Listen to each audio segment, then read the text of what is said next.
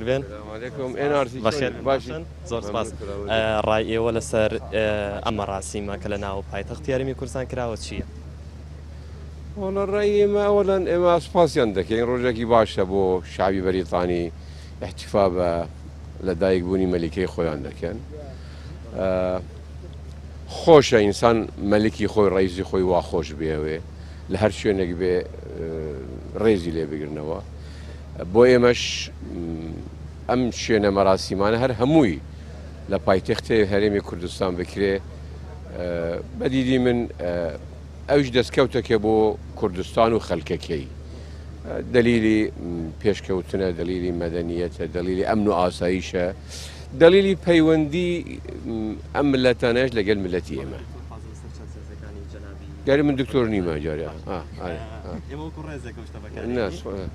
سەر چاکسازەکانی بارزانانی وە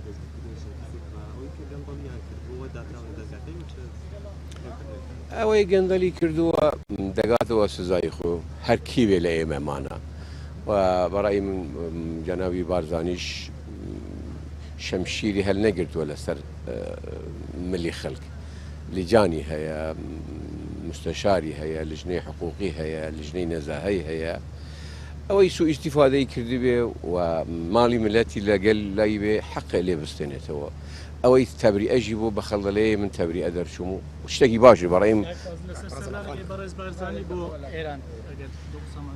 وڵا ئێران وڵاتێکی مهمە مەفروض بوو 2 ساڵ پێش جەناوی سەرۆک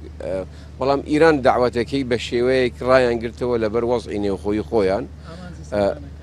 ئامانجی سەردانەکەی ئامانجی سەردانی هەر وڵاتێکی ترە پەیوەندی و بەرژەوەندیەکانی مشتەرەکە.